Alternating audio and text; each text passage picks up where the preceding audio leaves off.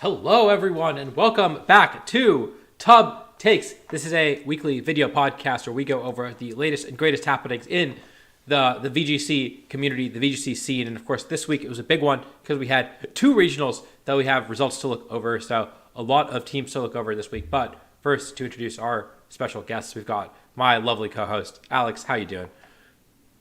Hey there, people. I'm back. I think I wasn't here last time, but I'm here this time. That's what counts. It's always a pleasure to have you. And then we also have Tommy. How are you doing? Going on, Famalam? Doing pretty good. It's great to have you too. And Nishant, how are you doing? I'm good. I'm excited to be here. Yeah, thank you guys for coming on. I know everyone is really excited about these regionals. Tommy and I were discussing actually watching it and decided, maybe it's better to keep it a surprise for Tub Takes. I think that'd be a little more fun, so we have no idea what happened. Um, surely the same 12 Pokemon won't see play at 40% usage. That could never happen. But yeah, and then of course, if you are watching this and you're gonna miss part of it, you can always watch it on YouTube. I found out a couple weeks ago that you can live stream on YouTube and Twitch at the same time, and I did that last week. And am I doing that right now? Actually, now that I say it out loud, I might have not changed the stream key. Hold up, let's see. Are we live on YouTube? Yeah, we are. Okay, hold up. I'm gonna go change that real quick. We are live on YouTube for the first time in a while. But Alex, Wait, you want to? wait. What are you going to change? You do or don't want to be live on YouTube? We are. I just got to change the title. I forgot about it. The title. That makes sense. Alex, you want to talk about our first topic for today while I go and fix my YouTube channel? Yeah, sure. So the first thing that we wanted to mention, I honestly I don't know if it's going to be on screen or not, since I can pull it up. Audie's running the show, but we wanted to just give a shout to this tweet from Maluka talking about the history of the Korean circuit, because we were talking about it a lot last season with the what's the right word for it, the protest, they basically all ran metronome, because the circuit over there is quite ridiculous, and yeah, Maluka breaks it all down here, which is just really helpful from a outside perspective, and so we wanted to talk a bit about that. But of course, not without just reading the whole thing. Of course, anybody can go just check Maluka's Twitter. I don't think Maluka's private or anything. No. So yeah, if you want to check that out, definitely go check out Maluka's Twitter, and you can read it along yourselves. But yeah, um, Yeah, it's really disappointing that it sounds like they're going to have the same system again. That they didn't listen to the very loud protests. That they didn't listen to the fact that that essentially the Korean Pokemon company was a laughing stock around the world. Is basically what happened, and everyone for them to still Very on brand. yeah, for them to see that and not decide to make it change to the format, to just even listen to the players who were willing to risk so much to protest. It's very silly that it's still gonna be like this, and it sucks because Korea has such a rich history of VGC, and now it's how many people actually want to play VGC knowing that they are really just not cared for and they are functionally a side event at this point.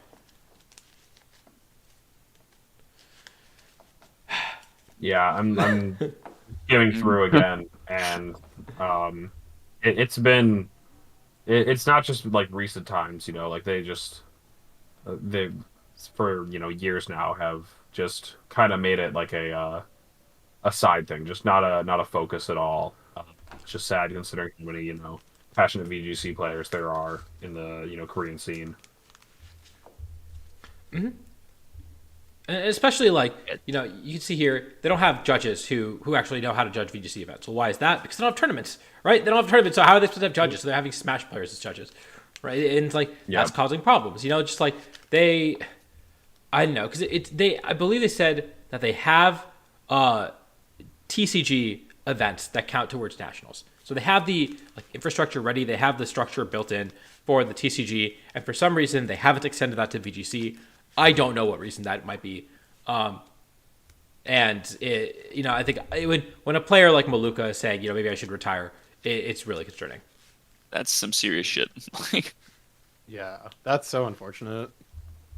Yeah, Maluka's like one of the goats. It's so sad. Yeah. Huh. I yeah, I mean, I don't, when we find more like official news about like the Korean circuit, we'll make sure to inform people on it. Um, and if anything turns for the better, we'll see. But for now, um, I don't really know what else to say other than hopefully things turn for the better in the future.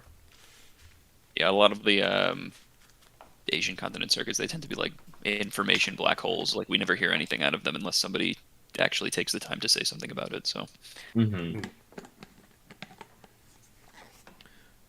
And hopefully we hear something. Hopefully we hear something sooner rather than later. But obviously, a lot of these countries only really when they only have one tournament. Then a lot of the times that those tournaments are at the end of the year, anyways. Even when they have the 2 or 3 tournaments that lead up to one tournament, a lot of times they only start in February or March. So it's not surprising that we haven't heard anything yet.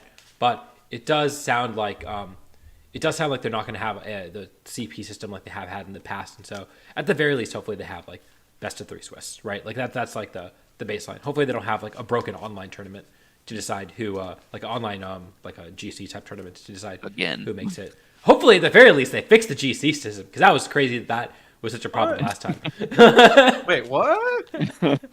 Really? Yeah. That's like the Nothing wrong with baseline level.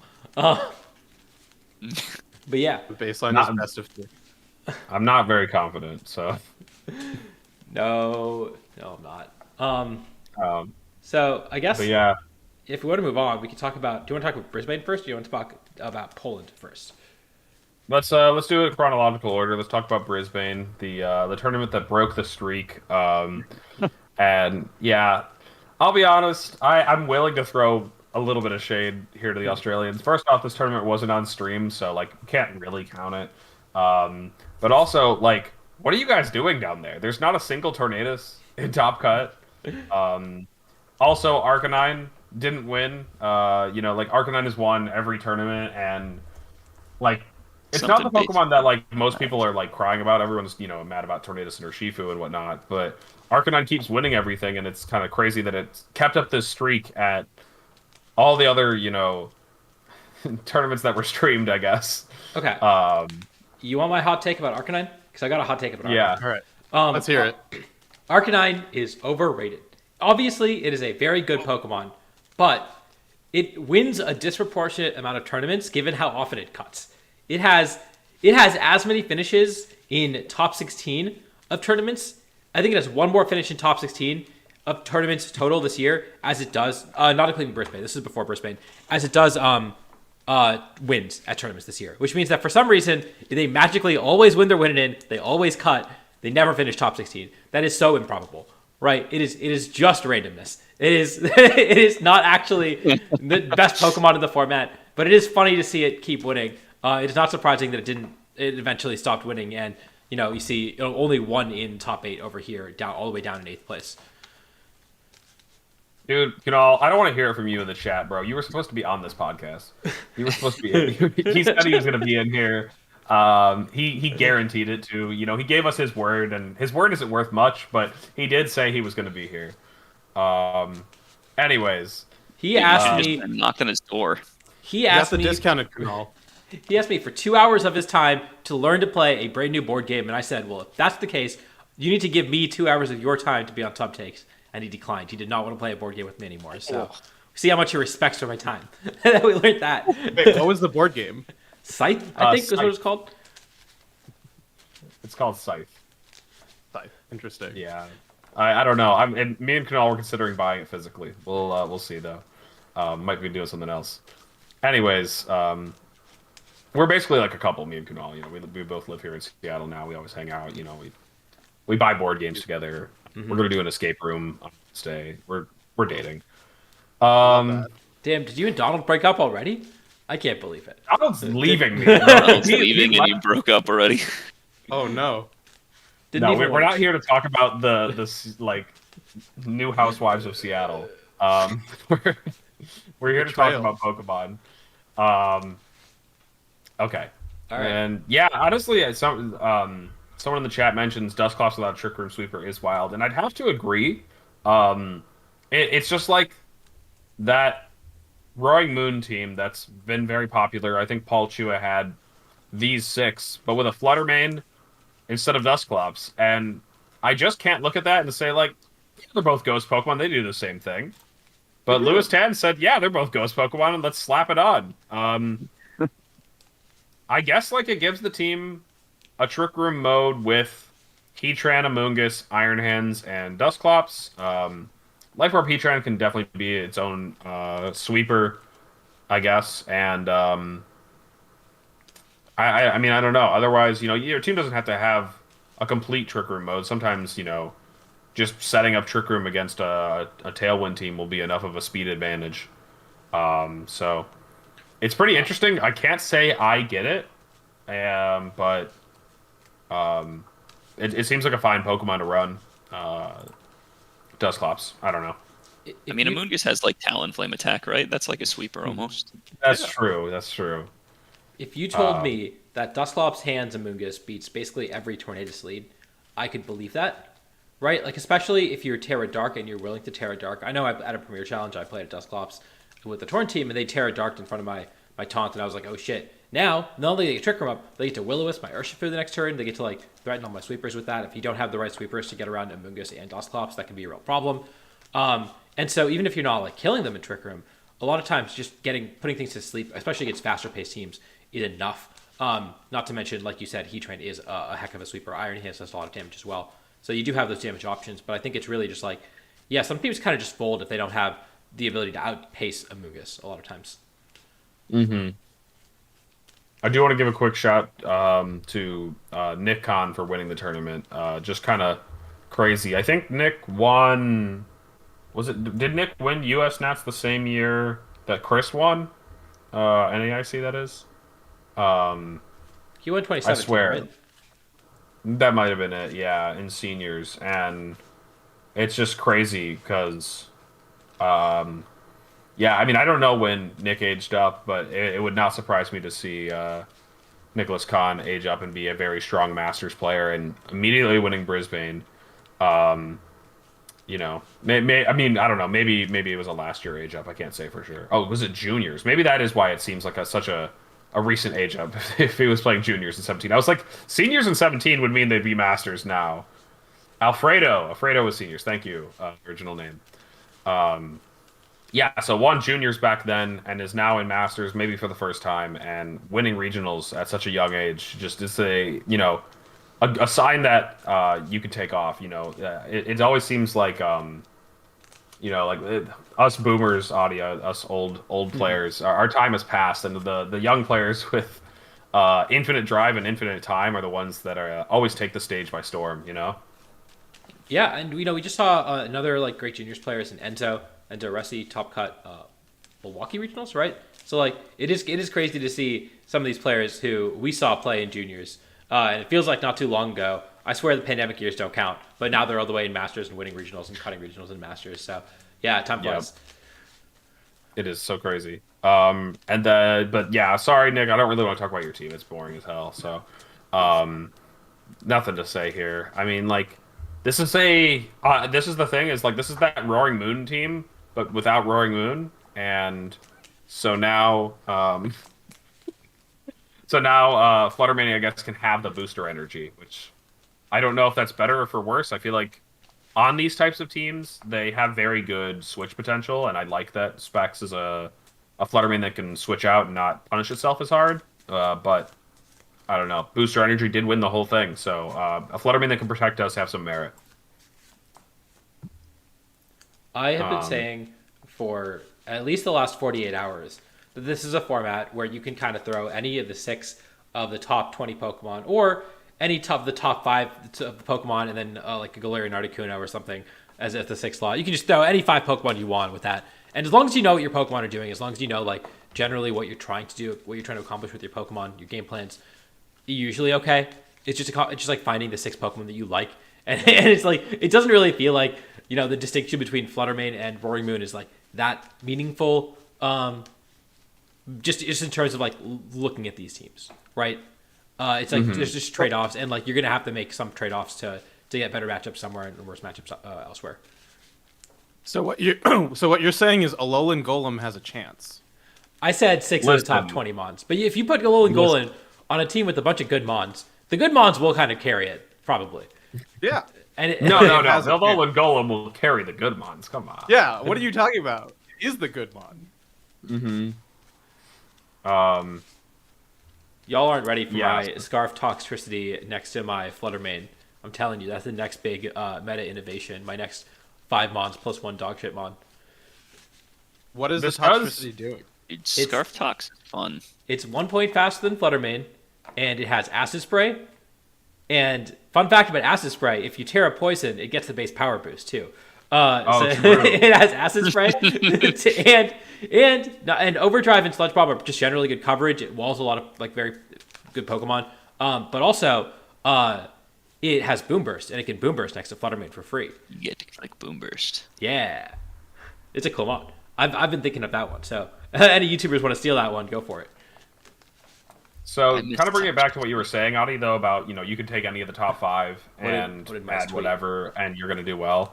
I liked this 45 Mice tweet, and we don't normally talk about, like, tweets or anything on Twitter, but I think this was just a good way to phrase it. It's a take that's been around for a while. I actually remember first hearing it from Gavin back in the day, just that using, like, the cookie-cutter top teams, like, we've seen that like all over the place, and it's winning tournaments. Like people are winning with like the most boring teams possible, and that might just be because this format sucks. But generally, you do get quite an edge by using something that people are less familiar with, assuming that you yourself are very comfortable with the team. And it is why I usually like to play something that is whatever you want to call it, a snowflake team, off meta, whatever. Is because that you're often at a game plan advantage when you enter the match, and so I do think that that's like one reason to stray away from just using top 5 plus some other mon, which I mean maybe that's the way to do it, is like instead of using the top 6, using top 5 and some random thing to like give you interesting game plans, like the Articuno, like the Dusclops, I guess in this case. To break up people's familiarity, I think is an important thing you can do. I just think that with power creep, this format, maybe it's not possible. This format does kind of blow. First off, Bubs, thank you for the sub. Appreciate it. Hello, gamer yourself. I think that I sort of disagree. My experience has been that if it's not so much using weird things, but like I do think this format in particular, there's a lot of merit to building your own teams and knowing what your team does, because all the teams are so samey. And so having a very clear idea of what you talk about lines, I'm just saying, generally game plans, having played a million games with your team, knowing like what people normally do, all those sort of things, sort of like ingrained in you, when I think is the most important thing in a format like this, when every team looks very samey. And then similarly, like, yeah, you can't really figure out lines when all these teams are slightly different, and the differences are significant, and they change the way the teams plays, right? So like, you can't. This is not a lines. There are lines formats. There are like we talked about 2022 was a format where it did feel like you had to have much more concrete lines. Uber's formats in general feel like that. This format, I do think lines are not as important. It's because these teams vary so much in such minute ways that you can't solve game plans as easily. No, I'm glad that it's not a flow chat format. Sorry, it's all good. There. I'm glad that it's not a flowchart format, as much as it usually ends up being in restricted formats, the power levels to the ceiling. But it still feels like the people that know their game plans the best are the ones that are finding their way to the top, and the people with the drive to play those 6 top 12 Pokemon, like in this case Nick Khan, probably very familiar with the team and what exactly. What 4 Pokemon need to come to every match based on what threats the opposing team is putting out. And so that's obviously the merit you can find in using a standard team. But yeah, Tommy, what were you saying? Yeah, the moment's passed for that. But I mean, building on what you said too, it's definitely it's a grinders format for sure. Like I think this one and the last one, like everybody who did well in the events for their respective formats. They had like thousands and thousands of games played on their one team, like kind of ludicrous amounts of games. So many games. I disagree, because I know Kunal brought this up a little earlier in Tub, and I told him he was wrong because some people definitely the case, but then on the other hand you have Chuppa, right, who played his team for a week. He got his team a week earlier when Sanvi won. That's true, it. yeah. And he won the regional with it, right? And you look at, I don't think Riley is a grinder. I don't think he plays a million games, but he's obviously been the most consistent player this year, right? So like, Right. I think both ways works. I think obviously some people who play a lot of games are doing very well, but also there's some people who just kind of have that natural talent. Huddy, shut up. There's only one answer. There's only one way to success. There's only one path to success. Okay. There's only one way to do well. Is 10,000 games. That's the plan. Hey, Yeah. that's for San Antonio. I'm going to play 10,000 games. You know it. James Beck didn't have practice with the teams either. See? More people have won Reg E events without practicing with their team significantly. For more You than know a what? I guess I gotta eat my words there, but it just feels that way sometimes, man. Let's move on and talk about the next couple of teams in this before we move on. Yep. In Brisbane. Yes, Cy sir. Spam had 2 top 4 appearances. I know Nishant is looking at that guy named Vivek and thinking, hey, is that guy, does he think he wants to play for Team India? That's the first thing that came to my mind. I was like, okay, scouting, let's go. Let's pull up the teams. Yeah. I feel Let's like look at the Cy next team Spam really quick. feels real too, like in this format as well, because so many people, like everybody just kind of mentioned already, like knowing your team, knowing your lines, knowing what you got to do. Some teams just don't know that they just kind of discount the Cy Spam matchup. They're just like, okay, I'm not even going to bother with this one because it just shows up and loses. But if you show up with it and you know what you're doing, you can go pretty far with it. I'm very in the played a middle number of Cy Spam Cup cuts recently, I think, right? It's been having some appearances for sure. I've actually quite caught up in the middle of this, like, is Cy Spam the way right now thing. I brought it to my local just to mess around, but yeah, like, when all the teams are trying to go, like, turbo fast and we see Tornadoes doing well all over, quite a few different variants now. We'll see more when we talk about the regional in Poland. I'll just keep referring to it as that instead of trying to pronounce it.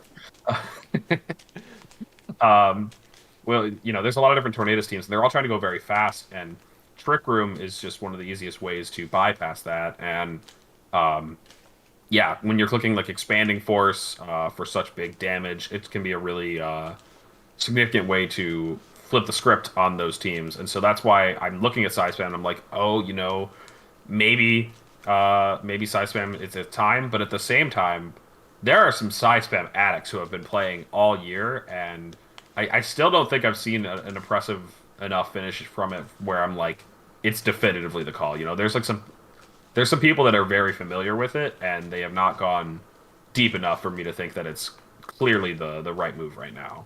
I don't know what's the deciding factor, whether it's finding the right matchups or just being the best player with Cy Spam that weekend, but it's definitely something that I've been looking at, you know? I think Cy Spam's success is proportional to how fun the format isn't. Well, this format isn't very fun, in my opinion. I think with Cy Spam, like, I think the average player can pick it up and do decently with it, but like knowing the lines really elevates you. So I think the appeal of that is like, oh, it's even if you're just clicking Trick Room and Expanding Force every turn, like that'll win you sets. But like when you start knowing it, like that's when it really gets intense. And I think that's like appealing for a lot of people. It's like, hey, I don't want to deal with this. Let me just hit this button and then hit this button. It's pretty great. Yeah, I do think that that's like the thing that separates the mediocre Cy Spam players from the good ones is realizing when they gotta like mix it up. You know, not setting Trick Room on turn 1, maybe some kind of delayed turn 2 or turn 3 Trick Room, or you know when to pivot out your DD because you know the Rillaboom's coming in to set up terrain and you want to stay ahead of the game. Are some very important things that separate the casual players who just want to click the big buttons versus the ones that are playing to win the tournament. Yeah, and we're gonna look at some other Cy Spam teams. Like we're gonna see Connor's team that is a little different, a lot more aggressive. But I do like this sort of team where it has a backbone, right? It has the Wellspring Ogerpon can be very bulky if it needs to be. It has Taunt. The Landorus, it has Intimidate, right? The Kingambit, it's a bulky Pokemon. And then, so you've got like ways to not play under Trick Room. It's not wholly Trick Room focused. And that means that if you can play it, you could, first off, you can just bring those non-Side Spam 4 Pokemon and just play normal Pokemon. But also, you can, bring 2 of those and then pivot into Indeedee at some point, using Indeedee as a normal Pokemon, or set up Trick Room, and then all of a sudden, whoa, you got an Armarouge on the field. You're going to win the game, right? That is very different than lead Indeedee Armarouge, click Trick Room, follow me, click Expanding Force, switch to your Ursaluna type of gameplay that I think is a lot more linear, a lot easier for newer players to pick up, but I think has a lower ceiling. Yeah. Also, one other thing that we're going to touch on later is we're going to look at Nils Dunlop's team from the Polish regional, and he, I think, has been using Side Spam pretty much exclusively this year and dropped it and did a lot better than he has this entire year, which also maybe says something about Side Spam, is that, if someone like Nils, who's known for using the crazy hyper offense team in the format, has finally dropped Side Spam, maybe it is time for a Side Spam too.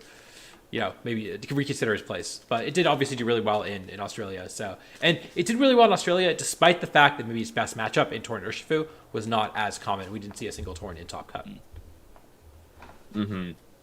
Yeah, Torn Ursh ended up falling to top 16. Actually, Yukizan was at the tournament with what looks like, I don't know, is it a Screens team? Is it a Torn Ursh team? I don't know. It's both. I think it's crazy. Wow. Anyways, anything else in the top 8 that we need to give a brief mention to? I think Daniel Walker's team is pretty strange. Unaware Clef with Rocky Helmet. Is that the Sure. first time Gudra's getting points? Is that what? Is it the first time Gudra's getting any points at all?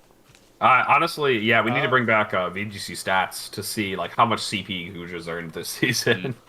No. It got points at Peoria. Yeah, it's definitely got points. Nah. Points, Yeah, points definitely. to be fair, points is a bit of a different. That's fair. That's a different Now, 'cause- bar. Yeah, we Can pay out bring about anything to a 50% local. now, so It's made day 2. yeah, like even at the regional level, if you you can get it points just by going like 5-4. So I think Gudra can 5-4. You get points by going 4 or 5. I don't regional level. Honestly, I'm with you guys and shitting on Gudra. I did have it on my Side Spam team this weekend at the local because I didn't build the team. I was just like, all right, cool, let's run it. It has Bulldoze. I'm bulldozing my Lurantis. We're going crazy. It was stupid. Man, you're really Anyways. hitting the crack pipe over there, huh? A little bit.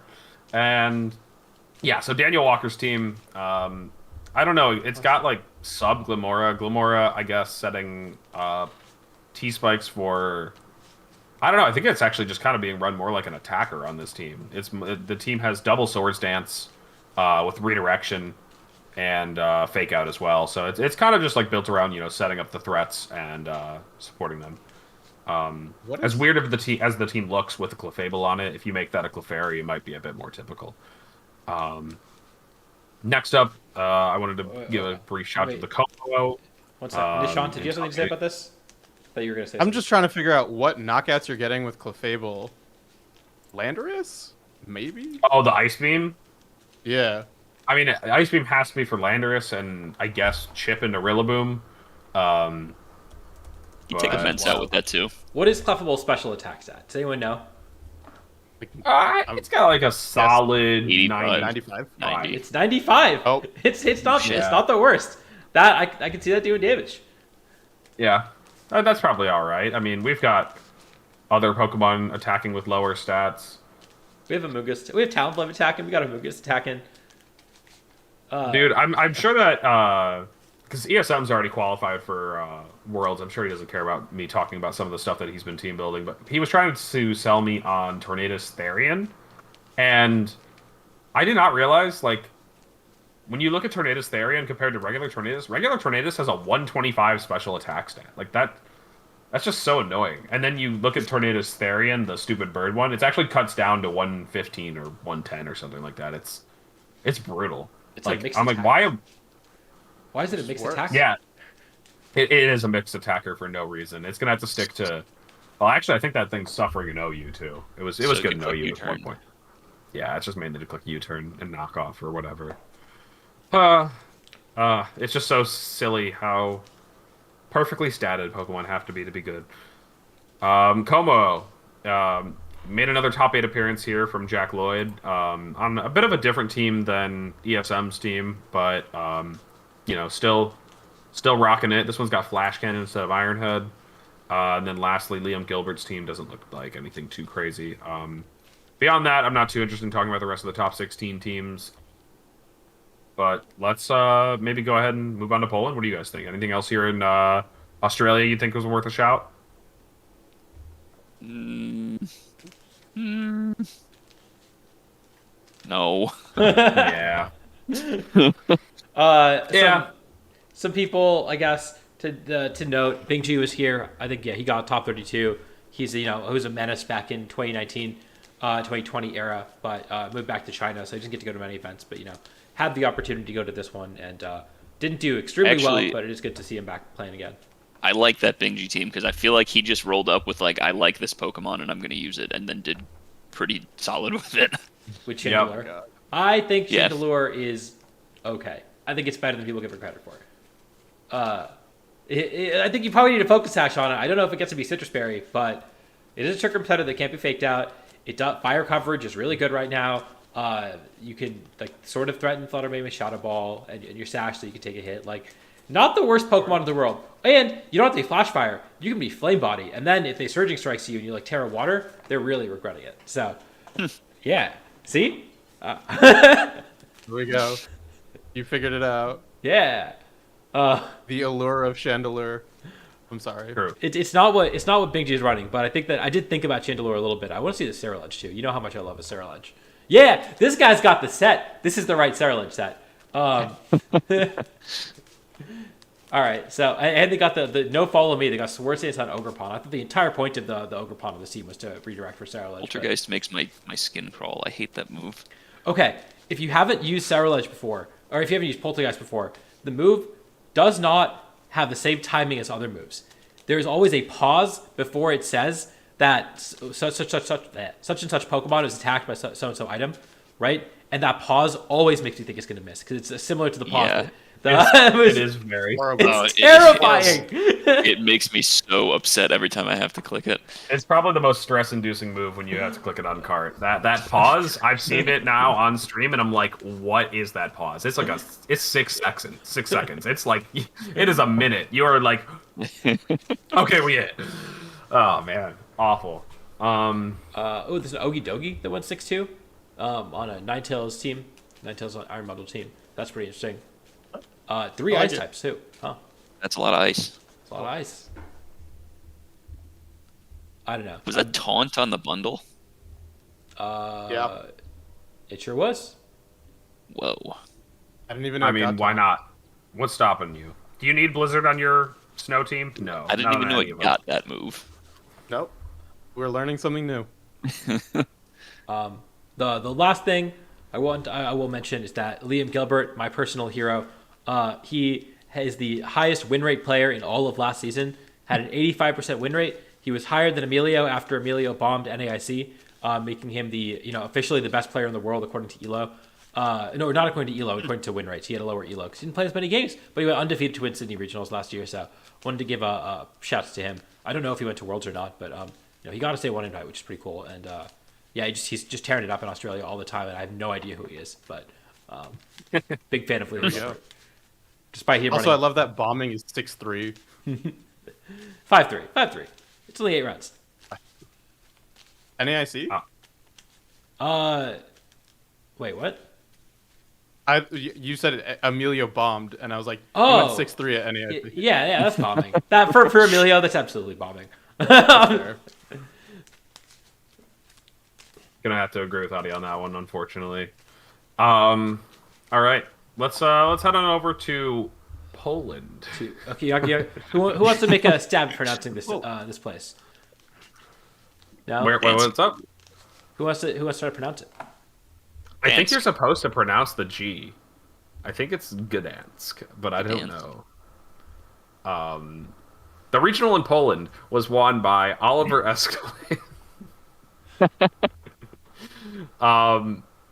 With a team of 6 Pokemon. Does anyone recognize this team before? Get his second regional win, huh? Has anyone seen this team? No, tell me about it. It looks so new. To be fair, I don't. Have we seen this 6? I think usually we see. I feel like This 6? we saw it at Latin America. So I think we see this 6 normally. We might have seen Urshifu, it a lot. Arcanine. There's no Mungus on this one. Okay, it's not quite the same, but it's very, very similar. I was thinking it's missing the Chen Pao from the team that Chuppa and Sandview were running. Of course, they had a choice band Arcanine. It looks But like yeah, this is the same as Nick Khan's team, right? Where it's okay, it's like 5 of the same mons is a very common team, and then you change one thing up, but you're not like changing it up so you're running something wacky. We're changing it up so you're running a different top 12 Pokemon because matchup flips and matchups here and there make people rethink how they approach it. Different items, shift your items around to based on what's good. I don't know. That just feels like every team this format. I said it already. so Adi, let's go ahead and go back a page and talk about why I picked this website as opposed to the other one, just to show off why this one's cool. It does look like This one or this one? not the one that you linked, the standings one, yeah. Yeah, so on the standings page, it's cool because you can like look at the schedule. Like, for example, I mean, I wasn't completely following the tournament. I didn't know that that Oliver went 9-0 on the first day. So I guess that's a pretty good start if you want to win the regional. Then ended up actually only losing 2 games for the rest of the tournament, but one was to Sanvi. So I think they had a 3-game set in finals, if I remember correctly. And so it does seem like that matchup can swing either way. And then also lost to Frederick Nielsen with a Trick Room Bear team. Also, I think has Booster Flutter. I don't know. What I do want to give this website credit for is that it's really cool that you're able to, look at the regional winning team and say like, all right, I like this team. Maybe I want to run it. I love boring shit. I love using Tornadus and Urshifu. I love clicking the same buttons every game. Why don't I why don't I look at what it lost to so that I might have to, make tweaks to overcome that matchup or know what to look out for. And that's like I think the main thing that like if you're looking to rip any team from any event, you should be going to this website just to see the schedule from that person, because I think it's one of the most important things to see. What are people winning against? What are people losing against? Yeah. And also, for what it's worth, what are people not playing against? Because I've definitely looked at teams What you where, dodge, yeah. where yeah, like I've been like, this seems like a cool team, but I don't know how it approaches this matchup. Or I go on ladder and I play, and I'm like, wow, I just got bodied by this. I don't know if this team has a matchup into it's this sort of like Torner's Foo, right, or something like that. And then you go and you look at their schedule, and you're like, oh, they just dodged it the entire day. They did not play it at all. No wonder they went 10-4. No wonder they went 11-3. Right, and it's like I mean, not to disparage anyone in particular, but like you definitely see that sometimes where people can do really well because they hit their matchups, and if you are testing a team that you steal and you're questioning a matchup, I think this is something that is very reasonable to do as well. The main example I can think of, and it's not to you again, I don't want to personally disparage anybody. I know but, which one you're gonna say. I don't know if you actually know what. Wait, are you talking about Pokealex or no? No, okay. Dang. Okay. Damn. Maybe we'll come back to yours afterwards. But mine was actually just simply just Pokealex's team from Latin America. I look at Chuppa and Sanvi's team winning back-to-back events. It's an important team to beat, and so I was like, oh man, Pokealex's Dondozo Salamon's team. This is so cool. I love this. Like, what did Pokealex lose to? And I checked. Round 1, day 2 loses to Chuppa. Next round plays the same exact team and loses to it again from somebody else. And I was like, well, I do want to beat that team with the team I'm running. That does seem like an important team to beat right now. And so then I'm like, I'm already like, before I've even, clicked search on Pokemon Showdown with the team to see what I want to see if I want to get any practice with it, how it feels. I'm like, well, if it's struggling into this and this, at the top level, maybe it's not for me. Or maybe I would need to make too many tweaks to fix that.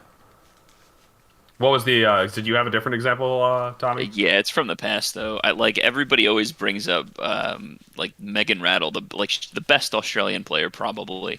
Like 1 year at Worlds, she ran Bacon Bird and then like dodged Xerneas straight into top 8. True. I do remember that, and like that is like something that like no Yeah. no shame to Megan. It's just like you have to She's a look great at player. She just got really good matchups that day. Like, yeah, looking at your schedule, like it's just like because so many times like I've been on the receiving end of that. I bring it back to an even older restricted format. I was using Xerneas and Yveltal in 2016, and I queued into a Mega Mawile, and Mega Mawile just like destroys Xerneas and Yveltal, and so I was like, man, this would be so bad if you queued into anything else. But of course they queue into me. Uh, yeah. So yeah, I mean, this I do think that this website is a very good tool to be used among all of the other ones. While we're talking about this, just kind of topic of like websites for analyzing results, Adi, do you want to take us over to the other website that you were talking about, the one that was linked with? That one has a lot of other cool tools for your disposal. So this is the Lab Mouse. They tweeted at us a little while ago, but if you aren't looking at these guys are excellent. They have every single event, and not only do you have the overall usage for each Pokemon, you can click on each Pokemon and you can see the breakdown of all of their moves, all of their item usage as well. So it's sort of like Beakolytics in that respect, Terra types, everything like that. And so this is super cool. And then you can also see the most common teams by number of Pokemon. So what are the common Tubemon cores? Tornadus Urshifu, big surprise, right? Wow. 28% of people ran Tornadus Urshifu at the Polish regional. The Remon cores, right? Okay, 20% of people ran this. You can even do 6Mon cores, which I like looking at a lot because it's like, hey, which 6Mon cores are the most common? You can see here, this is like a solid 20% of the field, right? It's just these 3-4 teams. And so, yeah, and then 5Mon cores is even more. This is like, look at this. There's 4 teams above 7% usage overall that are just 5Mon I was going to cores. say, Adi, give me 4. What's the most common 4? I want to know what we're seeing there because I feel like you can encompass a lot of the field if you just pick 4. I think I almost like 3 is better because you see Torn, Ursh, Goldie, and Arcanine, and you see some combination of those 4 along with one other Pokemon a lot. Wow, I'm actually surprised to see, looking in the 4 category, that Gold is more used than Rillaboom. It might have just been this tournament. I feel like the Rillaboom, the Firewater Grass Tornadus score, obviously. I could see that being number 1. Yeah. But yeah, looking at 3 is definitely another cool way to just see, like, what are the most common cores in this whole metagame? Yeah. And then even what else you can do is you can go to up here, the top cut, and you can actually choose. I want to only look at the top 32 teams. You can also look at whatever number you want. You can look at top 47 teams or whatever if you want to. But now you can see the placements. How many placements do they have each in top 32? 17 Urshifu in top 32. Iron Hands, which is number 1 in usage, actually had a pretty big drop off. Right, it was only 40.6% of day 2, starting out at like 49% usage. And you can see all the teams that have duplicate uses in day 2 as well.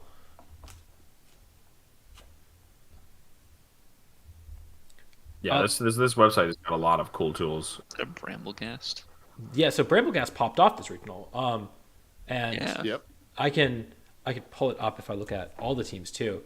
But Bramblegast, there's only 10 uses, had the highest conversion rate of any Pokemon. Dude, that's like Flamigo levels of conversion rate. Yeah, 40%. 40% made day 2, so 4 out of the 10 people who brought it. Obviously, not doing anything too crazy out here. We see obviously some debate about Protect and Strength Sap as kind of the last move. I don't think Seed Bomb is very real. But can we search for people who used it? Or I don't know if we can do that on this one. Oh, we totally can. Bramble Gast. Yeah, so 6th, 11th, Maddie brought it. Francisco de Nea brought it. And then you can see a bunch of people who got top 64, top 128 as well. So really, really crazy conversion rate for all these people to get championship points. Again, only 10 people brought it to the entire tournament. 9 of them got points, which is pretty crazy. Wheezing, Goldengo, Bramblegast. That team looks wild. Yeah, well, they got top 256, so I'm not too worried about that. It just looks wild. Which one is this? The Wheezing one? Yeah. Yeah, that was the Casty team. Casty used it at LAIC. It just makes no sense. It's wild. It is, yeah, very, very strange. As our resident Wheezing historian, can you comment on how good Wheezing is here as opposed to other teams? I think this team and the way that Casty was the original one behind it, at least that as far as I know, is doing the right idea. I don't like the Kyle, Livinghouse, or Wolf version of Wheezing teams. That's honestly, it feels like a binary. It's like this type of team or that type of team. Those teams seem to be trying to do a little more like setup and play like a slow defensive game, whereas I do think Wheezing better enables kind of crackhead offense. I use it with crackhead offense. I think this is kind of crackhead offense. This is like, CB Arcanine, Mystic Water Urshifu, Life Orb Goldengo, and Brambleghast is a very good Tailwind Sweeper. These are Pokemon that are looking to do a lot of damage, and that's the kind of Right. space that Weezing gives for teams is the ability to just do, I think, like, set the board up so that you could just do a lot of damage. Oh, I turned on night mode. Audi has night mode on? What the heck? I'm pulling up a bunch of screenshots that I posted in Tub talking about my thoughts on just looking through this, just to pull them up. But I guess so running through it, these two teams, these 5-mon cores, were about a third of day 2 teams. So if you're playing through day 2, every round there was a 1 in 3 chance you'd play one of these two 5-mon cores. Which, maybe tells you something about what you got to prepare for going into San Antonio, going into Stuttgart regionals. But yeah, it's a lot of these two teams specifically. Oh, wait. Is there 2 more majors in this format? Yeah, there's the Stuttgart is December 10th, and then there's our San Antonio December 15th. San Antonio as well, right? It's not like anybody looks at my announcement tweets, but I did say there was only 1 left until Regulation D is done.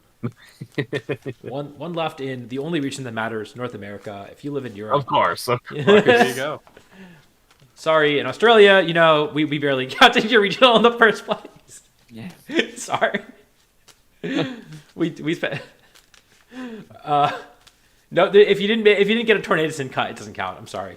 But yeah, you can see here. Go for it. Man, they lost their international and your respect, huh? Oh, no. Dude. Yikes. Yeah, not a counter. Anyways, But yeah, so go ahead, Audie. I was just gonna go through my sort of recap of all the data that I looked at. This was one of the big ones again. About 33% of people running one of these two teams in day 2. These were the top Pokemon in usage to not make it to top 16. And so you can see that a lot of these Pokemon pretty heavily used this tournament. This column up here is uses overall. This is the highest placement. So you can see, other than King Gambit, which of course did quite well, a lot of these Pokemon that were relatively high usage did not even crack top 32. Top 16. Yeah. Which is maybe a little surprising. A little surprising that Chi-Yu has fallen off. A little surprising that, not as surprised that Ndozo has fallen off. I think it was its position in the metagame was always a little precarious. And then again, Size Spam really just not doing too hot at this regional either. I'm surprised I Dozo think placed that high. the strongest fire types right now are seems to be the just Arcanine and Heatran. It feels like you can only see those ones breaking into the top, and so Chi-Yu and Ogerpon Fire are also really struggling to do well. At least I feel like I don't actually know what the best finish from Ogerpon Fire was at this tournament. Maybe it had a good one. Yeah, I got a top 8. Yeah, okay. 2 in top 8. So maybe it's not doing too bad for itself right now. It was doing worse in past weekends, but Chi-Yu is definitely struggling. Rain Dance is not friendly. There's a lot of priority moves that just kind of delete it. Size Spam also did not do very well at this tournament, which was important that I brought it up earlier, because you think that maybe Size Spam could be the way to deal with all of these go Tailwind teams, but if in 300 people, however many people ended up using Size Spam can't break it. I don't know if that's actually the right approach. Yeah. Yep. So I guess, yeah, those were the Pokemon that I think underachieved the most. And then I guess moving on to I don't know what I was going to say next. So kind of transition to the next thing is conversion rates, right? So how many people made it to day 2 using each of these Pokemon? I was looking at every Pokemon which had over 1.5% usage, which I believe 5 or more people used it at the tournament overall. So you can see conversion rates, and Brambleghast. I mean, Brambleghast had the crazy conversion rate. I think a small group of players really decided this was the call and used it really to a high level of effectiveness. So we saw 4 in day 2 out of 10 people who brought it. 9 people made points out of 10 people who brought it. So that was definitely the meta. And then we have Guldengo as the other big winner. I feel like Guldengo is always on this list as far as like highest conversion rate goes. It always is. I just like anytime Every people time. sleep on Guldengo, it has to remind people like, dude, I am busted. Yeah, a little bit. It's pretty good. I feel like it's one of those mons that like every time a Moongus gets more popular too, it also just like pops up again. Just like it's so easy to use it to build. Like a lot of strong players, they kind of just are afraid of a Moongus, so they use it to just build extra checks into their team to not get spored. And we've seen different sets too, right? We've seen the setup Guldengo do really well, and we've seen the Specs Guldengo do really well. So it really is just a versatile Pokemon as well. It feels those two sets feel like very different Pokemon altogether. And yeah, so Guldengo is the highest overachiever among maybe more common Pokemon. Roaring Moon, Urshifu Single Strike doing quite well. So just for context, I think there are about 330 people this regional. So you would expect a Pokemon to have about a 10% conversion rate into top 32. So all these Pokemon overachieved at least slightly. But Bramblegast is the big winner. And then I'd say, Landorus, Urshifu Single Strike, Guldengo, and Roaring Moon are the other guys that really overachieved significantly in terms of conversion rate. Yeah, so we'll find those Landorus teams too. I think one of them broke into the top 8, and talk about some of those. Urshifu and Roaring Moon are a bit less standout. Urshifu, well, Guldengo, basically, Guldengo, Roaring Moon, and Urshifu are like standout in terms of like a metagame presence, but not necessarily team by team. They're not like, all right, let's go find the teams that did well. It's like, all right, let's look at all 94 Guldengo teams or whatever. But yeah, like Lando Eye definitely, that was used by like specifically, I think 2 people, maybe 1 person, 2 people. I don't even know. Did I say Lando Eye? I thought Lando T. It is Lando saying Eye. the wrong one? Shit, yeah, no, it is Lando Eye. Oh wow. Who used Lando Eye? That's crazy. I didn't. Never listened top to 8. Adi. Yeah, no, Davide in top 8 had Lando Eye. I didn't realize Let's see what was cooking here. Yeah, it's substitute Terra Poison with Sludge Bomb. That's pretty cool. It's kind of neat. On That's a booster speed Flutter team with Icy Wind. This Flutter also has Taunt, so there's another way to do it. Okay, somebody was using something similar to this at Lille. And then, yeah, otherwise, this is also Urshifu Dark, so I guess those 2 Pokemon are having a breakout performance together. And I think Ogerpon was just below them on the list, too, funnily enough, Ogerpon Wellspring. Ogerpon But, yeah.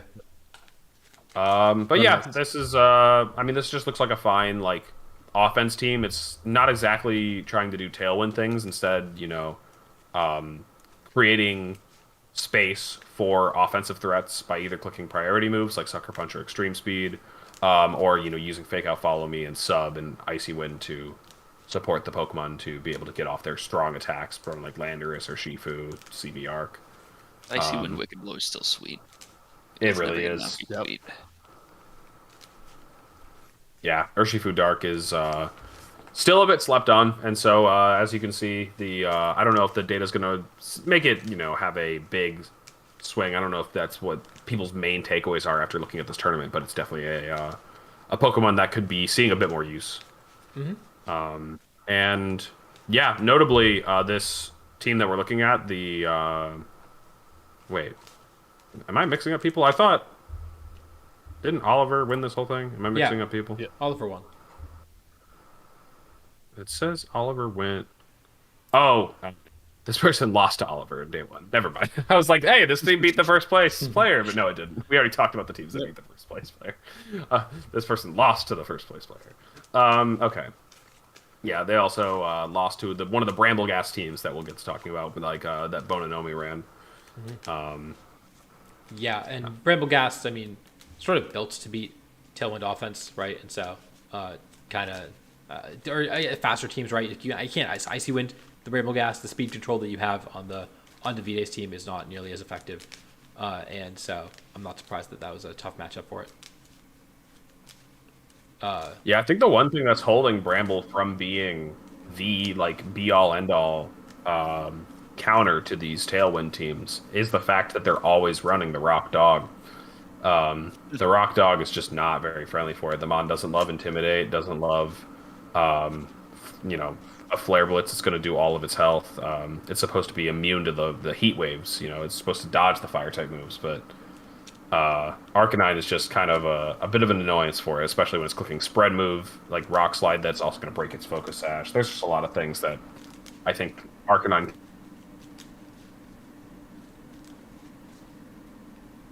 Hello? can do the show. Man, okay, now, so one thing, not a lot to say. one other thing I will say Yeah. about Rainbow Cast, the thing that stopped it from going further in the tournament is King Gambit, 2 in top 4.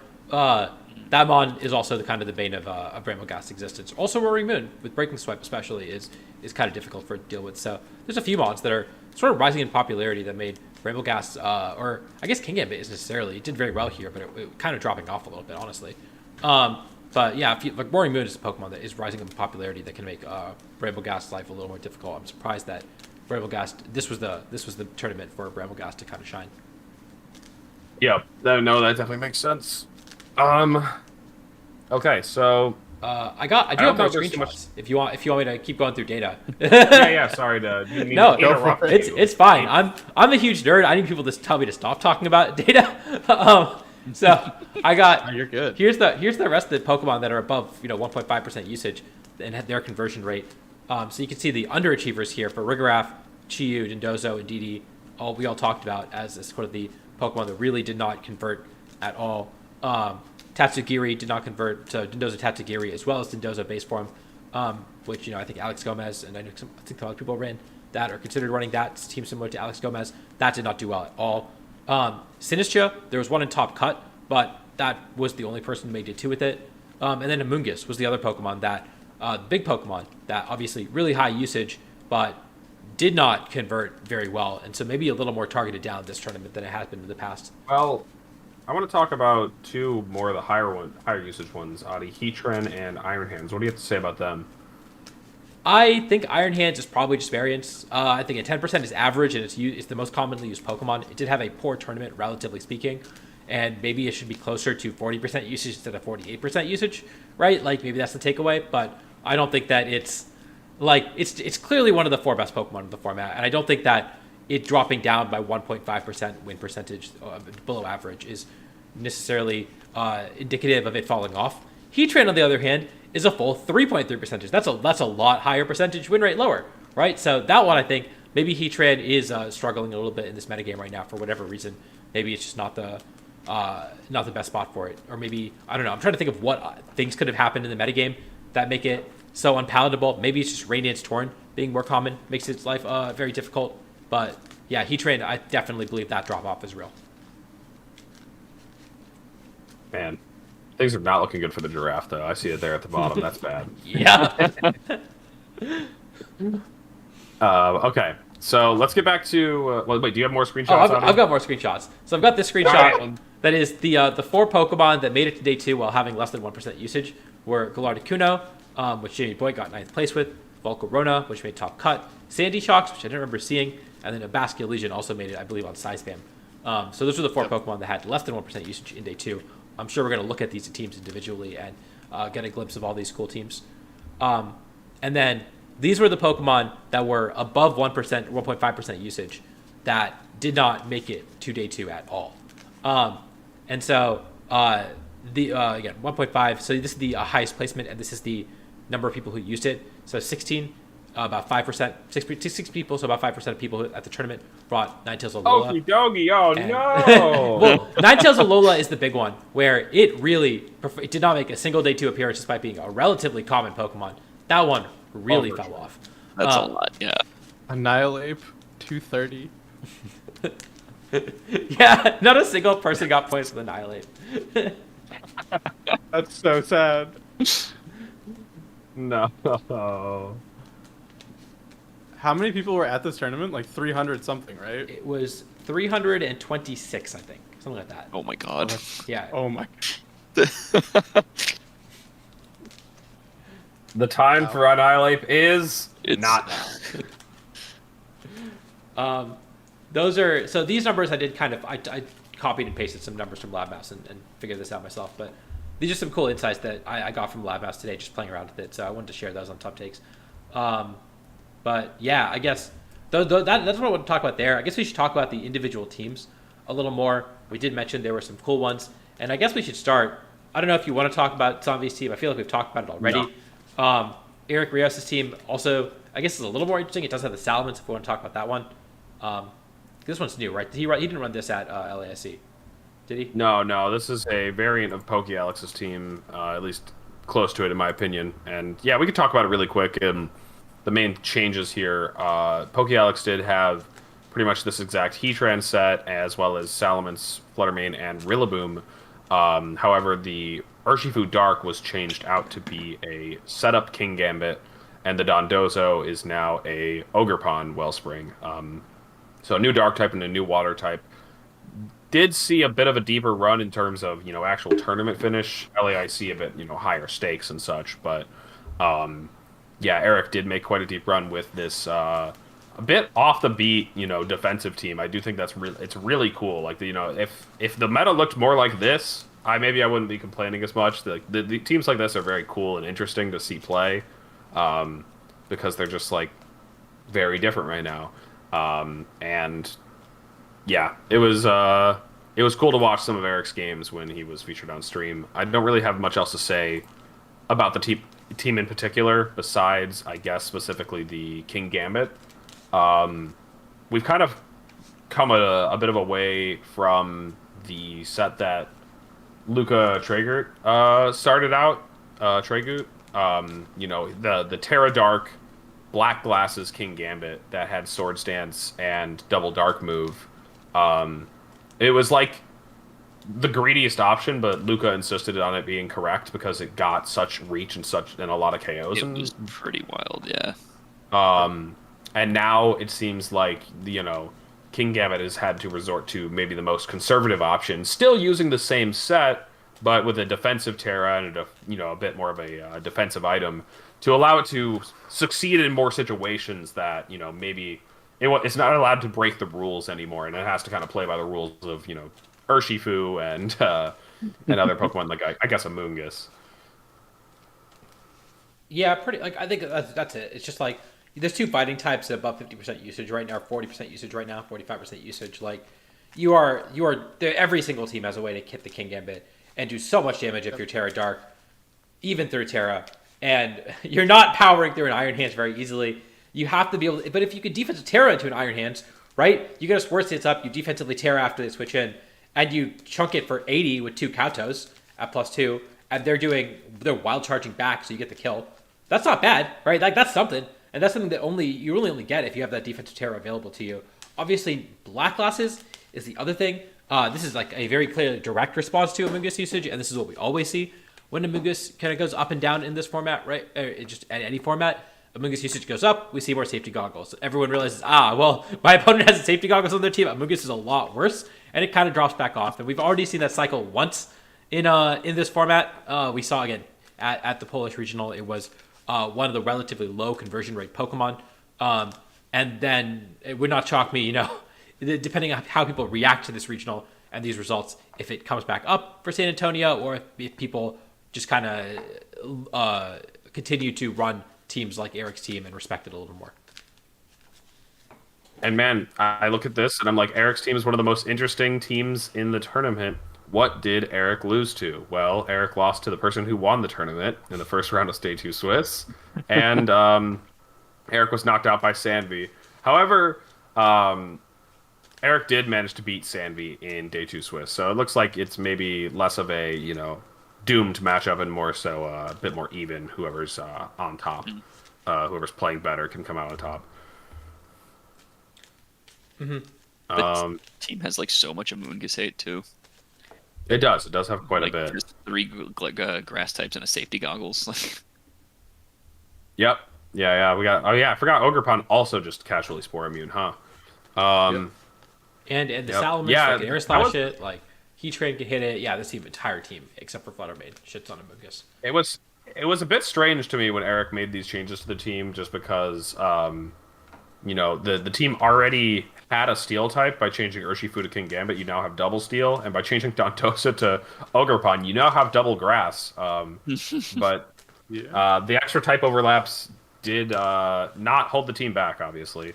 Let's talk about Tom Winter's team in top 4. Because Tom was running, honestly, this strangest team to make it this deep. Like, I just don't know what format Tom's playing. Tom, you want to walk us through this one? Yeah, Tom, you want It's to actually this one? it's got the King Gambit as well. This one is a half measure. Amoonguss is fake, but Urshifu is real. It's still got the black glasses, the dread plate, but it's Terra Poison. Double setup. This is just Paul Ruiz's team from LAIC. Yep. And is it? Oh, really? Yeah, it is. So this person actually tweeted saying, thank you to Paul Ruiz for doing well, or for showing. How well his did team. Paul end up making it at LAIC? I need to go look. I think he finished top 32. I don't think he actually did that well in day 2. He missed a move to miss top 16, I think. Oh, Yeah. Matcha Gotcha, probably. Yeah, I think it was that. That hurts. It's probably the only inaccurate. Okay, he's got Rock Slide too. 2 inaccurate moves on the whole team. And he misses one of them. Yeah, it's just Paul Ruiz's team. That stinks. Yeah. Beat for beat. Still so strange. I'm glad that last week we said that Volcarona had one fan and one fan only, and that was Paul Ruiz. So I'm glad that there's a second Volcarona believer out there. It's cool to see him. It's one of the coolest Pokemon, and I'm really always glad to see it do well, even though I'm not a believer in Volcarona this format. It's cool to see it do well with Terra Grass. Absolutely no way to Heatran.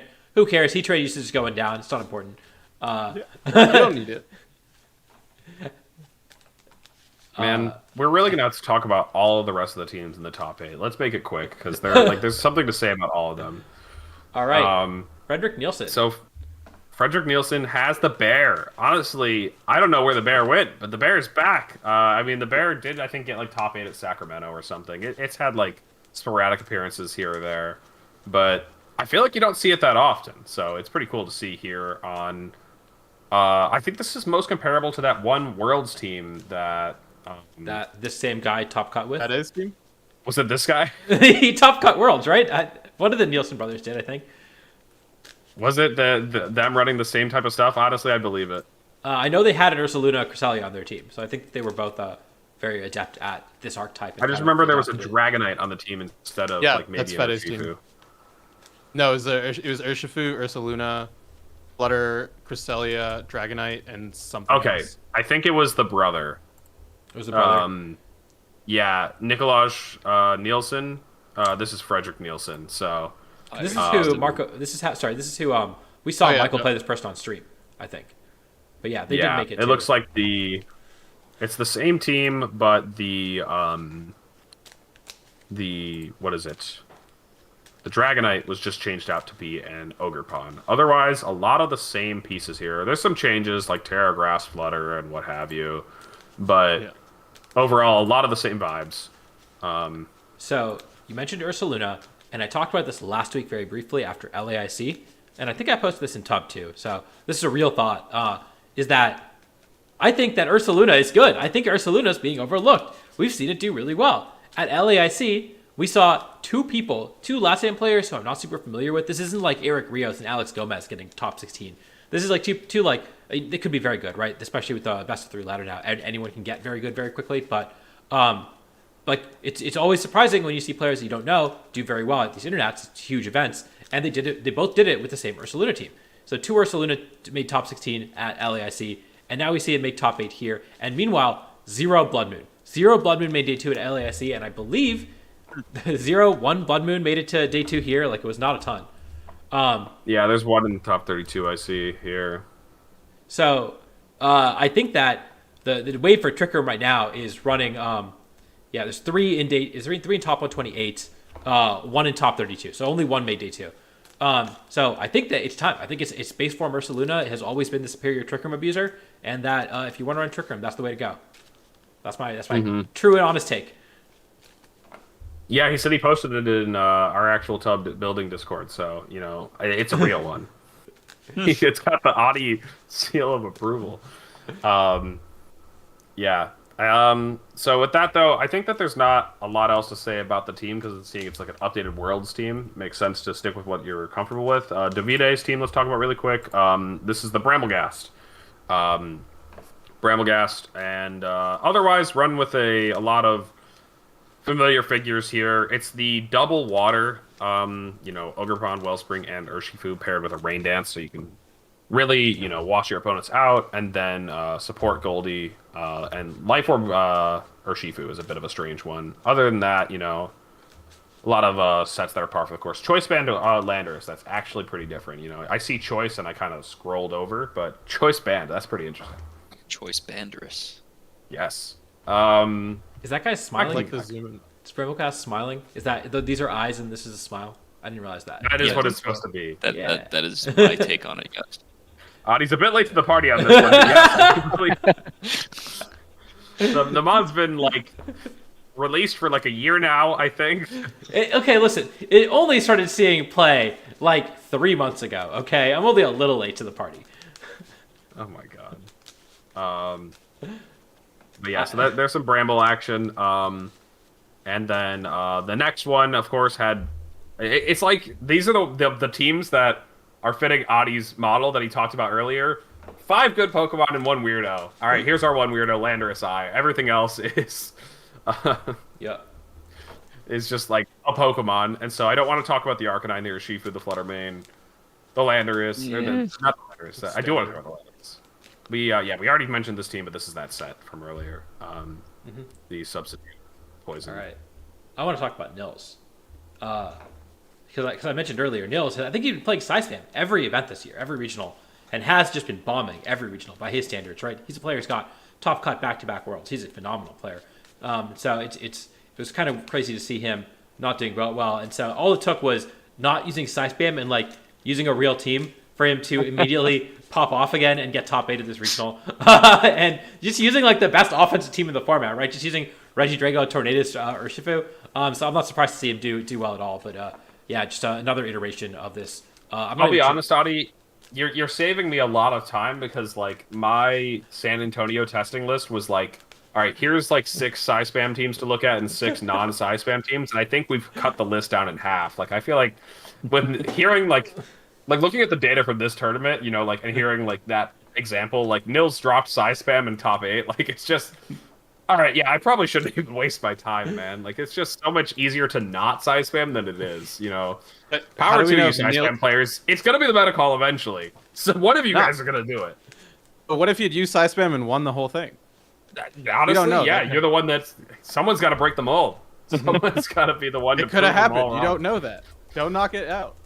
It could be me. Maybe I'm the best Spam player to ever do it. What? There we go. Exactly. this is person who keeps playing Spam. My God. All right, Nishant, you've added 6 more teams back to my list. Spam's back on the menu, boys. Let's go. You got to be the one. You got to win with it. Yeah. I don't think that I have any other strong opinions about Nils' team other than that little anecdote. If anyone else wants to talk about it, any strong opinions. I agree. So let's talk about Boyd's team. Boyd's team, it's funny because he said himself, his team's come around to back to being meta, but he has this Articuno with Terra Ground, Terra Blast, Helmet, CM. So honestly, I don't know what the heck this thing's doing, but he said, "Dude, it's sweet. Okay, it's sweet. It sucks up a speed drop from Bleak Windstorm and then just kills everything." Yeah. Yeah. Jamie talked about this in his team report, which is out on his YouTube channel. He has the V-Spreads and everything if you want to try the team out. Always, he's always very articulate, always very good to listen to. And so I'll give you a quick recap. Kuno, he said that Terra Ground Terra Blast was a Heatran answer. It was really good into Heatran because you pin it pretty effectively. A lot of times they can't really tear out of it very effectively into this team. And so that was part of it. He said that he should have dropped Calm Mind and Recover for Trick Room and Protect, I think is what he said. There were situations where he wanted Trick Room, especially in day 2, I guess. And then the Urshifu set is maybe not being talked about enough. It's Surging Strike's Ice Spitter Substitute Attack. It's super cool. And I think he's onto something. At least his explanation made a lot of sense because he said, Rillaboom wants to switch into you. but then you click substitute, right? And then they Rhapsody Glide, you click Ice Spinner, and their terrain's gone, and then you Ice Spinner them again, and you kill them. They don't have priority anymore. And that's not the worst logic, especially if you have an Iron Hands on your team. So that was the other really cool thing about his team. I feel like Jamie's explanations are always excellent. Like he does a really good job of like picking weird things and then justifying them really well. That does make a lot of sense. I think that's really cool. And like, water ice isn't even that bad coverage. Like historically, it's been very strong. There's very few Pokemon that do resist it outside of just another water type. But anyways, why hit the Rillaboom with Ice Spinner? You could just Terra Ice Punch it with your Iron Hands. He talked about that in the team report as well. He said normally Iron Hands don't give away the whole video, man. Come on. If you want to try the team out, you need the EV spreads anyways, right? You have to go there anyways. But fine, watch the video. It is really good, and we can talk about other stuff in that time when Jamie can talk about his team a lot better than we can. So dope team though, Jamie. Do gotta say dope team. But I don't know. But yeah, let's We don't have to go through top 16 individually, but there was some cool stuff that stood out when I pointed out teams that made day 2 that I guess we should talk about. Sandy Shocks made day 2, and the one Side Spam team that made day 2 had a Basket Legion on it. So those are two that I definitely want to talk about. So let's start with the Sandy Shocks team.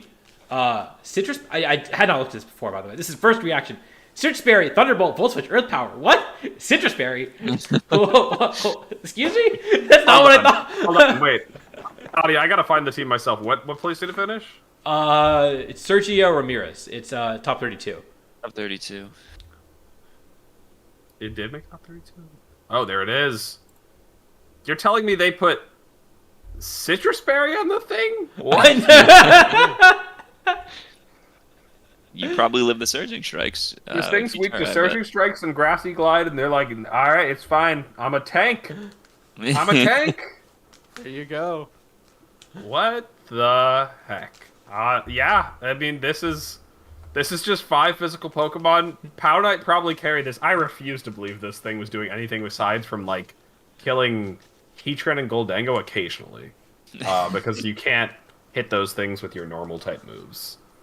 If it in Rillaboom, set up the terrain, stop Side Spam. Yeah. It's just a bulky pivot. You remember how we had that bulky Regieleki in 2022 where we just clicked Volt Switch and chunked things? He's just doing the same thing with the Sandy Shocks. Just clicking Volt Switch and chunking things. Mm-hmm. And using his defensive pivots like Rillaboom and Dragonite. Known defensive pivot, Dragonite. Mm-hmm. Yeah, I don't get it. But it was cool to see. And then the other team is the weakest policy Armor team. I think we saw this in the last round of stream. With someone else who ran it, right? They lost the last round of stream. But we saw, and I've ran into this on ladder a couple times in the last couple of weeks. Aqua Jet. Flip turn. You flip turn into your weakest policy Armor and switch into Indeedee. And then click Expanding Force.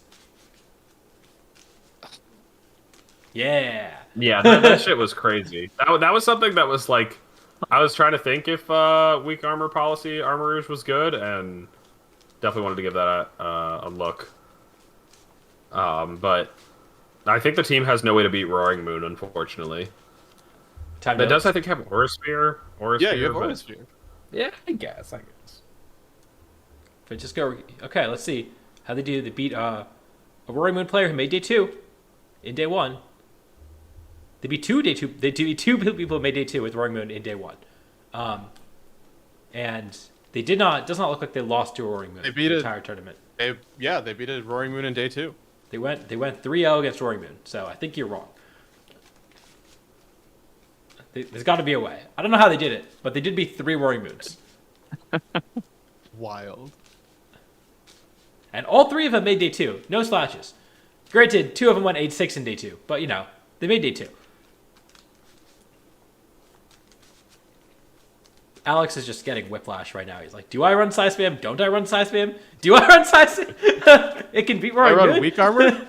It's really bad, yeah. Like, But yeah, this is one of the cooler teams that come out of this tournament. I think this is going to see play in San Antonio just because people look at this and like, this is a cool team. I want to steal this team. Like, that looks fun. Yeah. It does. What is the website that shows the matchups? It is Stalroth.dev. They have the Explorer that we've been using for a while. They also have a standings page now, and I'm just going to throw that in chat as well. But yeah, it's been super useful. I guess other teams. Was there another weird Pokemon? I guess there's one Dozo. Jack Clark made it with a pretty standard Glim Dozo, going 9-5. Yeah, anything else that really stood out to y'all that you want to talk about? No, I'm looking through, and I think that's like Dozo's pretty much neat. it. What did the It's Dozo not. player play? It's not neat. Take that back. The What Dozo? did the Dozo player play? It's just like Dozo Glim. Because I right? feel like I've tested it before. I feel like any player with an Urshifu just kicks your butt. Yeah. What did he lose to? Oh, what did he lose to? This was Jack Clark. Yeah. Well, say there's one thing that that you can get better than anything else is Dozo matchups by looking at matchups because most often they're just winning the matchups they're supposed to and losing the matchups they're supposed to. Looks like they lost to Psy Spam, which I can believe that this team does look like it struggles against Psy Spam a little bit. Lost to a Lecky. Lost to a Torn Urshifu. Lost Bartosz. Lost to a Chiyu and Flutter Mane, which I can understand as well. Chiyu Flutter is normally hard. Lost to an Eliki. Yeah. to a Chiyu Flutter as well. And then lost to another Psy Spam. Mostly Psy Spam. Yeah, he just I guess. 2 Psy Spam, 2 Chiyu Flutter. Just like things that power through pretty easily, I guess. You just are a pain in the butt for the Dozo, yeah. I'm looking at that means that the teams they beat, and if you look at the teams they beat, it's just all the standard boring teams, right? Like you look at the team they beat round 14, it's like, oh yeah, like that's a team that you build your team to beat for this tournament, right? This is the most standard team in the tournament. Of course your Dozo team's going to beat it. You're checking your Dozo out to beat the boring teams. And so when you look at his wins, just by and large, I think with the exception of round 10 to Bartosz, I think a lot of the teams he beat, and none of the teams he lost to are just like these kind of stock standard teams that you expect to see.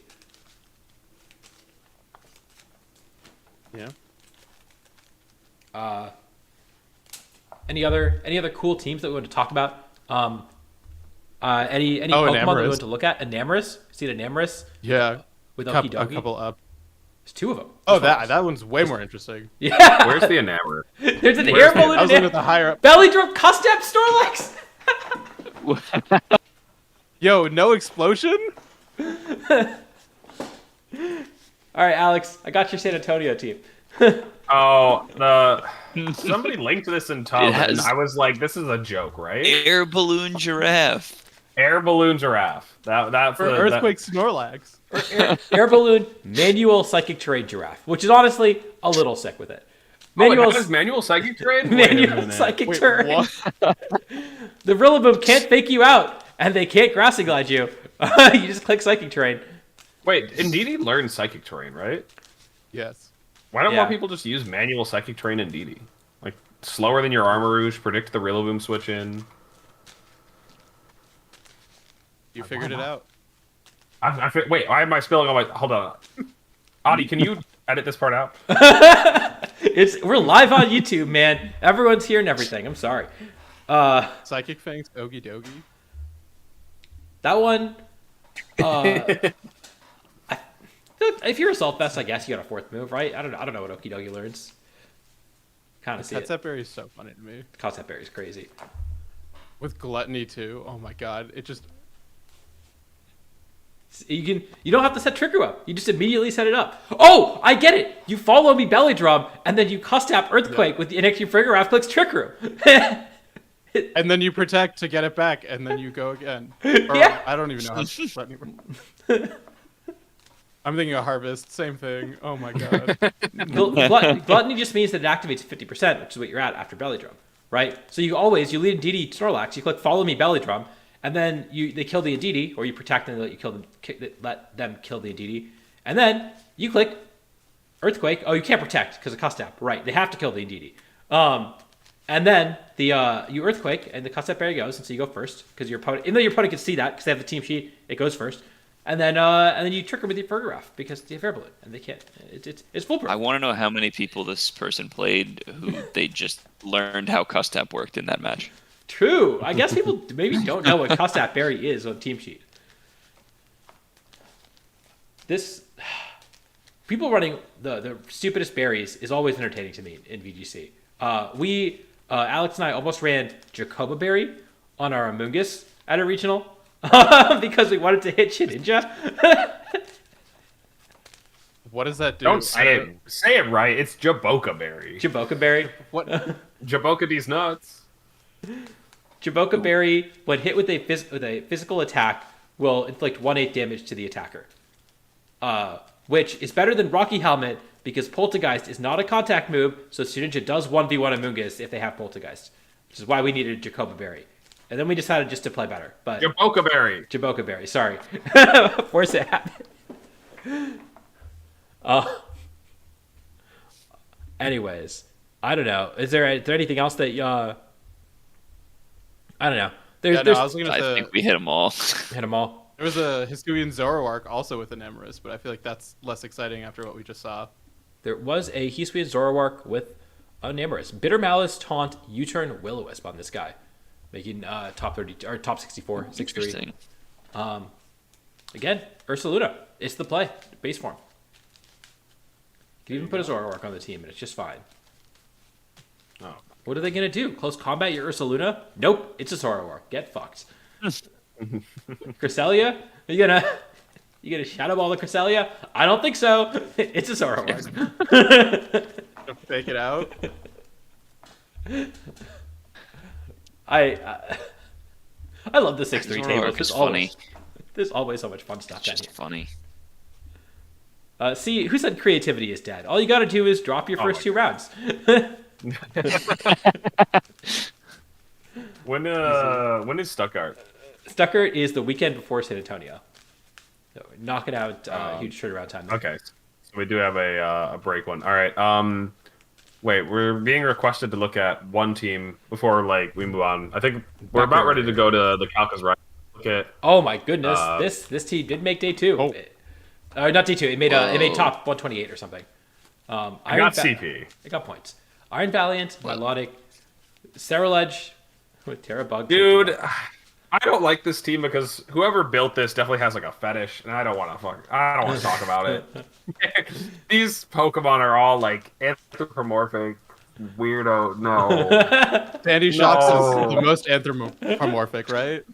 It is. It's got legs. I'm built kind of like that. It's anthropomorphic. It's anthropomorphic magnets. If you are built like Sandy Shocks, DM me, please. Oh no. This team is problematic. If somebody rolled up with this team, they should be team checked and banned for running a team like this. Oh God. Okay, why did you make me look at this? I'm closing all my tabs. Let's go to the Calcas, right? Apparently, the same player made top 4 at Ultra Series Regional with Sharpedo. That's what. And you know what the name of that Pokemon ends with? I don't want to get it. The last 4 letters. I don't want to talk about it. All right. I'm gonna slow down the horny posting and start talking about everything. All of our favorite topics. The topics that we really want to hear about while we're talking about sexy Pokemon is actually damage calcs. So let's do the calc is right. Damage calcs can be sexy. Mm-hmm. You can. You ever type in your spread and see that you actually live that 100% of the time and just barely? That's how you know. Damn, that's a good feeling right there. Speaking of damage calcs that just barely kill, Nishant, do you have a damage calc in mind? No. Tommy, do you have a damage calc in mind? Yes, I do. Oh, wait, I have one. All right. Great Well, Tusk in the Sun does not one-shot Urshifu, and I hate that. all right. Now you got to think of another calc, and you got to do it in calc is right format. Oh, I don't know what I'm doing. All right. All right. So, So I got one. We'll have somebody else do an example to start, and we'll have you go last so you can get the idea of it. But basically, the calc is right. You present a situation that the rest of the group has to guess how much damage it's going to do. For example, if we're just talking about like Urshifu's Surging Strikes versus like, I don't know, a bulky Fluttermane, that's a very bad example. Let's do Bleak Windstorm from Tornadus into an Urshifu. And you're like, oh yeah, I think it does about like 80% or like 100%. Then you pick like a number that you think's within the damage range, and if you're within that range, you get the point. It's not really like we count the points; it's just to see how well you know your calcs. Okay.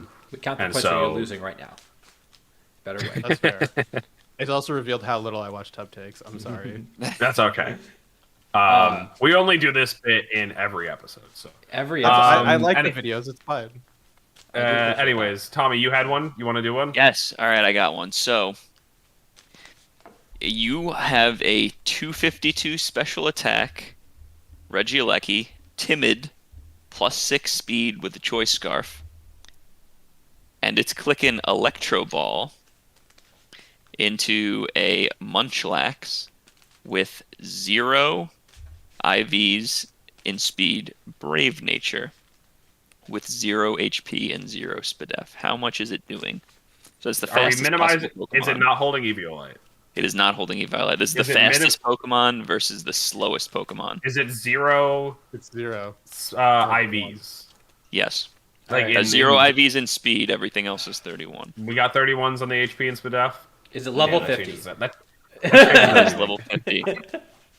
Yeah, please keep everything VGC level. Yes, it is level 50. And All right, I got a it is number. holding. It is holding an Iron Ball. That doesn't really change the calc though.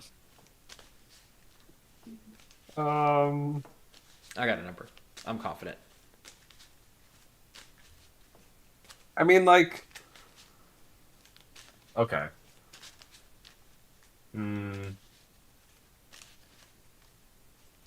I'm all over the place. I got my number. So, what we do is when you're ready, Nishant, you just say like you're locked in, like that you have your number. You just say Alright. like I'm ready or I have my number or whatever. I'm locked in. Okay. Then Tommy calls on someone. And we say our numbers. Don't change your number based on somebody else's guess. Honor system, and then we just see who is closest. Adi punches it in, and we see. All right, Alex. How much damage is that Electro Ball doing?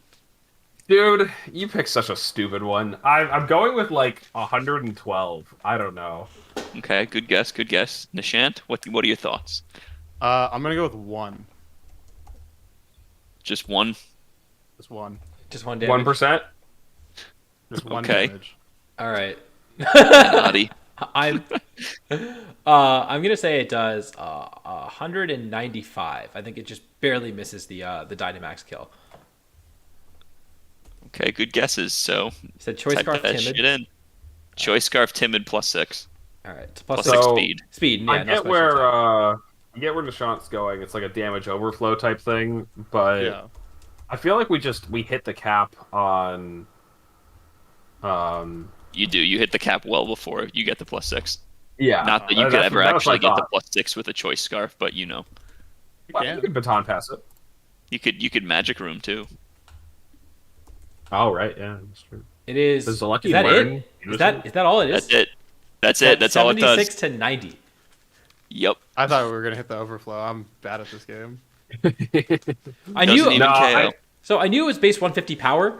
I thought that it would still kill a Munchlax with no investment. I didn't think Munchlax. Yeah, would that's where I was at too. But Munchlax does have a SPDEF stat. Actually, it's covered up on the screen, Audi, by the chat. But what's its SPDEF stat? It is 85. Dude, An look at its HP base of HP what? though. 135 base HP. It's got bulk for days, man. Right? Like in the Eviolite, I would have guessed this. Without Eviolite, I still think that it would not have been 135. Pretty HP, excellent. Pretty excellent calc, Tommy. I do gotta say, I do love the misdirection. A good misdirection is always good. Tricky. All right, I'll go ahead and go next. Mine is I had to go back and check the Iron Valiant team, which is unfortunate because I had to look at the team again. They were special with Life Orb, but I was curious about physical. So, how much is Life Orb Spirit Break from Jolly 252 Iron Valiant doing to Urshifu with no bulk? No 4 HP, no 4 defense, just no bulk Urshifu. Urshifu water. Which Urshifu? Urshifu Water, I guess. Sorry. Urshifu Water taking a spirit break from Life Orb Iron Valiant. I got a number. I'm locking it. I got a number. All right. Let's start with you this time, Nishant. What you got? 94%. 94. Okay. Tommy? I think it's 97 to 97. Going a little bit higher, a little more confident it might KO. Adi? I think that you wouldn't run Life Orb if you didn't need the Life Orb to get that exact knockout. And so therefore, I'm going to say 106. Adi, this isn't based on anything. No, well, he ran the set, right? I said I ran went back special. and they're special. Oh, They were special. It's They like- had Moonblast. Never mind. All right, I still think it kills. 252 attack, Jolly, Life Orb, Spirit Break. Yeah. What did you say anyway? You said 100 and I something? said 106. All right. into- We're locking you in. Through Rapid Strike. Spirit Break is doing, I'm seeing 97 to 115. Oh my god. Dude, I know my shitmon calcs. Wait. I was so What close. was the 97? 97.7. Exact? 97.7. Oh no, wait. You said 97, Tommy. You're out. Ah, damn it. You I were was off just by on that the half edge. percent, man. Oh, that's tough. What did I say? Well, did you say 4 HP or did you say no bulk? I said no bulk. All right, maybe Does that he get back changed it. in there? Or wait, does that make it worse? It actually makes it, makes it worse. Yeah. Yeah, right. That makes it worse. Whoops. I told you need the Life Orb to kill. I knew my calcs. I mean, that was correct. I had a feeling because I was like, Spirit Break's low BP and Urshifu has a defense. So I thought it might be interesting. I actually could have played along too because I didn't know the calc. But anyways, Nishant, do you have a calc or should we throw it to Audi? Sure. No, I got one. Modest Specs Maridon Terra Electric going shit. for Rising Voltage into Assault Vest Iron Hands. In Electric Train? Oh, it is an Electric Train. In Electric Train. Yeah. Yep. Say that one more time. It is Choice Specs Modest 252 Maridon Terra Electric going for Rising Voltage in Electric Train into Assault Vest Iron Hands. Just count default. 252.4, I think. Yeah, like what's the hand spread? 252, Calc. 252. Oh, Oh. wait, what? We're doing max HP, max Spadef? Max HP, Max Bedev. Okay. Are we giving it a plus nature or a neutral nature? We'll go Adamant. All right. Because otherwise it'd be Adamant. silly. It's a Xerneas format. We need our Iron Hands to live plus 2 Moonblast. That's why we're running this spread. Oh, God. Okay. We are going to be doing that, aren't we? We're going to calc it so it lives a Moonblast and kills with a Heavy Slam? Yes. We are, yes. Just run Well, I Polytoad. actually don't know how much that Heavy Slam's going to do. Zern's got a lot of meat on those legs. That could be the next calc. Dude, the word, the somebody much better than me at Pokemon said women can't geomancy like Xerneas. Oh, no.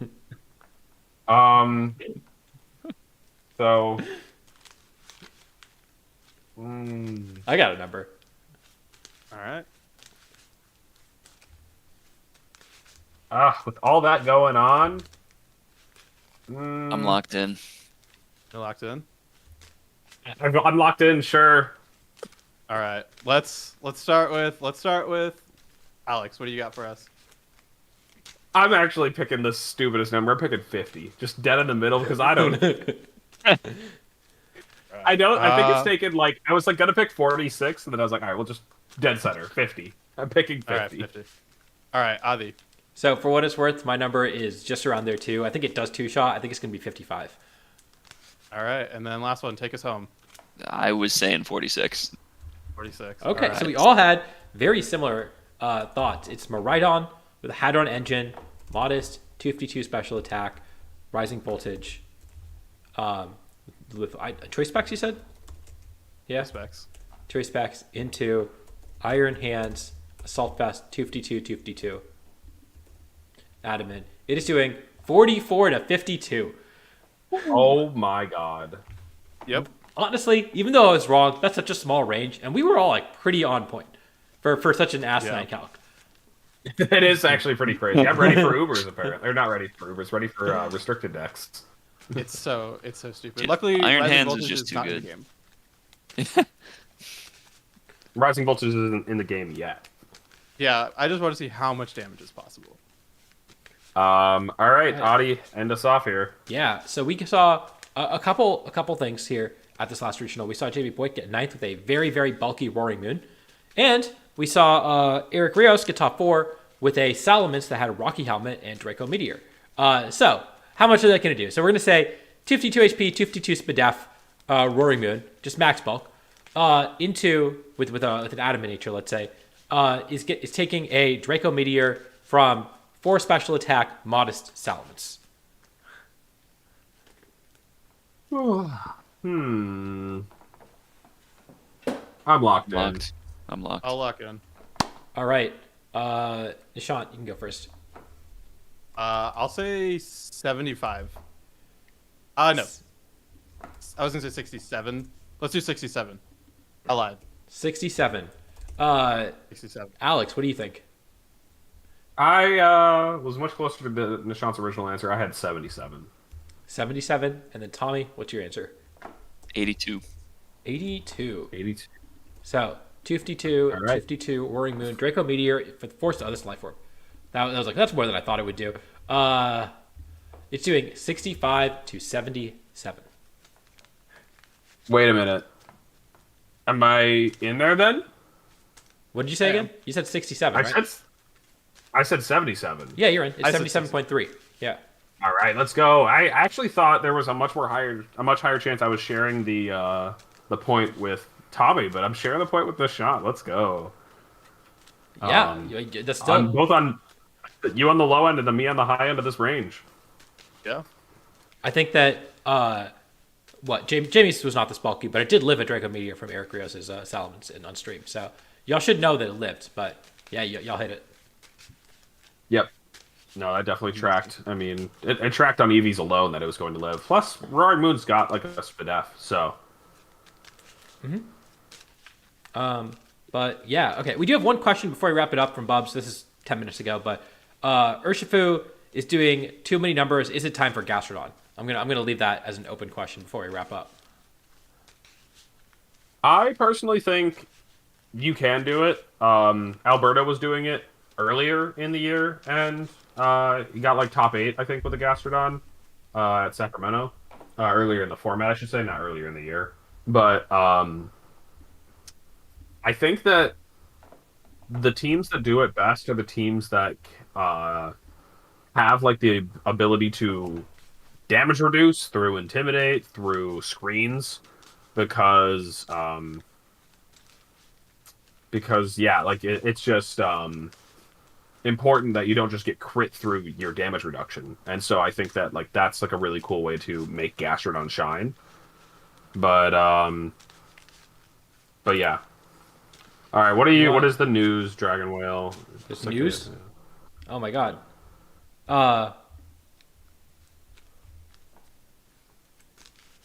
What is the bug?